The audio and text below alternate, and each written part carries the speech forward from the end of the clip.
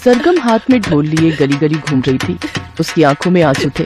आते जाते लोग सरगम को ढोल बजाते देख रहे थे। एक पतली दुबली कमजोर सी लड़की, गले में इतना भारी ढोल का वजन और हाथों में पड़े छाले, सरगम की गरीबी का दुख बयान कर रहे थे। चलते चलते सरगम थक गई। उसने अपना ढोल गले से उतारा और एक मंदिर की सीढ़ियों पर बैठ गई। सरगम की आंखों में आंसू थे। रोते रोते वो पिछली कुछ बातें याद करने लगी। क्या हुआ माँ, बार बार दरवाजे पर जाकर क्यों खड़ी हो रही हो? सरगम, तेरे बापू अभी तक नहीं आए, 10 बजने को आ रहे हैं। बोला था ढोल बजाने मत जाओ, तबीयत पहले ही ठीक नहीं थी। डोली तो घर में सुबह सुबह आ गई होगी। हद से हद 10 बजे तक आ जाते हैं, अब तो 12 बजने को आए। माँ, तुम चिंता में अपनी तबीयत खराब कर लोगी।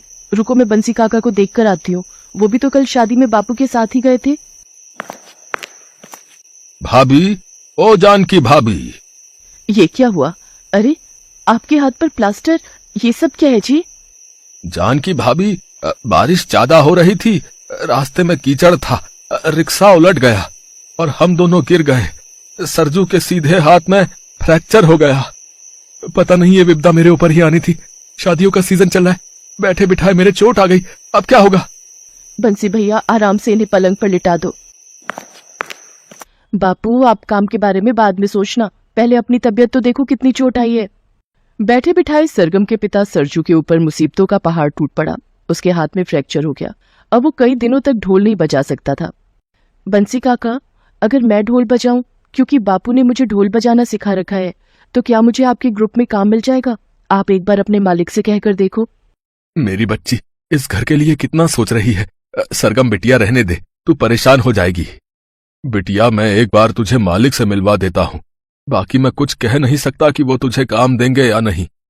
बापू, एक बार बात करने में क्या जाता है, मैं बात करके आती हूँ। सरगम बंसी के साथ उनके मालिक के पास जाती है, जो पूरा शादी बैंड चलाता था।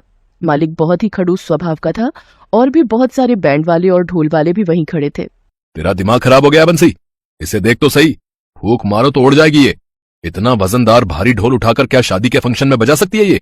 अरे तू तो जानता है ढोल बजाना इतना आसान नहीं। गले में टांगते ही हवा टाइट हो जाती है। घंटों ढोल बजाना कोई आसान बात नहीं। चल जा बिटिया, घर जाकर चूल्हा चौका कर। तेरे बस का नहीं है ढोल बजाना। मैंने अपने ढोल ग्रुप की बदनामी थोड़े करनी है तुझे ग्रुप में शामिल करके। देख, मुझे माफ कर बिटिया, जब तेरा बापू ठीक हो जाए तब आ जाएगा, ठीक है? जा। पर मालिक, एक मौका देकर तो देखो। मैंने बापू से बहुत अच्छा ढोल बजाना सीखा हुआ है। मैं बचपन से घर पर ढोल का बहुत अभ्यास करती थी। अरे बंसी, से समझा, मेरे पास इतना टाइम नहीं है। शाम की बारात में भी जाना है, सबको ड्रेसअप होना है, तुझे भी तो चलना है। इसे घर छोड़कर आ और जल्दी से सारे ग्रुप में शामिल हो। बारात टाइम पर निकलेगी, तब ढोल वालों को टाइम पर पहुंचना है। चल बिटिया, तुझे घर छोड़ देता हूँ। सरगम की आंखों में आंसू आ जाते हैं। वो एक लड़की थी, इसलिए उसे कोई भी काम नहीं दे रहा था। दिन पर दिन घर की हालत और खराब होती जा रही थी। घर में पैसे खत्म हो गए थे, पर कोई कितनी ही मदद करता। क्या हुआ माँ, तुम तो खिचड़ी के लिए दाल चावल लेने गई थी। सबने उधार देने से मना कर दिया, कोई भी नहीं दे रहा। कुछ समझ नहीं आ रहा बेटी, क्या करूं? तेरे बापू को अगर ये बात बताई तो उन्हें और चिंता हो जाएगी। माँ, चिंता मत करो, मैं कुछ न कुछ इंतजाम करके ही लौटूंगी। हे भगवान, सुबह से शाम हो गई। मैंने माँ से कहा था कि मैं कोई न कोई इंतजाम कर लूंगी, पर सब लोगों ने मुझे लड़की समझकर काम नहीं दिया। उन्हें लगता है मैं ढोल नहीं बजा पाऊंगी, पर ऐसा नहीं है। भगवान, मैं बजा पाऊंगी। मैंने बापू से बहुत अच्छा ढोल बजाना सीखा है। सरगम अभी सोच ही रही थी कि तभी मंदिर में एक जोड़ा शादी के लिए आता है। वो बहुत गरीब लग रहे थे। उनके साथ कोई भी ढोल या बैंड बाजा नहीं था। अरे मोहन भाई, कम से कम एक ढोल वाले को ही बुला लेते, कुछ तो रौनक लग जाती शादी में। तू तो जानता ही है रघु, ढोल वालों से पूछा था पर पैसे बहुत मांग रहे थे। मेरी इतनी गुंजाइश नहीं थी कि मैं कोई ढोल वाला ग्रुप बुक कर सकता। अब क्या ही कर सकता हूँ। वो देख मोहन, वो सामने सीढ़ियों पर एक ढोल वाली बैठी है, मैं उससे पूछता हूँ, शायद कम पैसों में वो मान जाए। अच्छा जा, पूछ कर तो आ। सरगम वहाँ से जाने ही लगी थी कि लड़का उसे आवाज लगाता है। सुनो, आज मेरे दोस्त की शादी है, क्या तुम मेरे दोस्त की शादी में ढोल बजा दोगी? हम बहुत गरीब हैं, ज्यादा पैसे नहीं दे पाएंगे। तुम बता दो कितने पैसे लोगी? भैया जी, आपको जो ठीक लगे खुद दे देना। मैं तो वैसे भी घर ही जा रही थी। मुझे बहुत खुशी होगी अगर मैं आपके दोस्त की शादी में ढोल बजाऊं। ठीक है बहन, तो फिर तुम ढोल बजाना शुरू करो, और ऐसा ढोल बजाना कि मेरे दोस्त की शादी में रौनक लग जाए। मेरा दोस्त, उसकी होने वाली पत्नी, उसके परिवार वाले सब खुशी में झूम के नाचे। और फिर सरगम ढोल बजाना शुरू करती है। शादी में आए सब लोग उसके ढोल बजाने पर नाचना शुरू हो जाते हैं। मंदिर के पास सड़क पर खुशी का माहौल बन जाता है।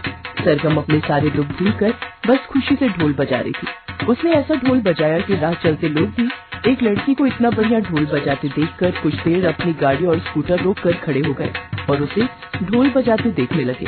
वहीं से एक बारात जा रही थी। शादी में बैंड बाजे और ढोल वाले सब सरगम को ढोल बजाते देख रहे थे।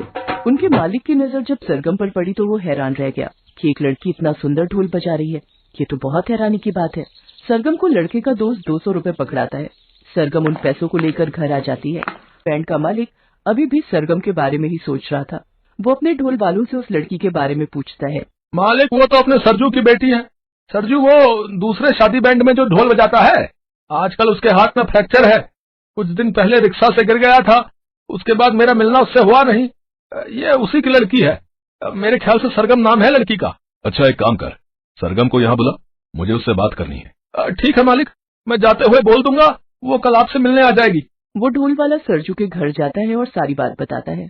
सरगम अपनी माँ के साथ बैंड वाले व्यक्ति से मिलने जाती है। सरगम बेटा, तुम बहुत अच्छा ढोल बजाती हो।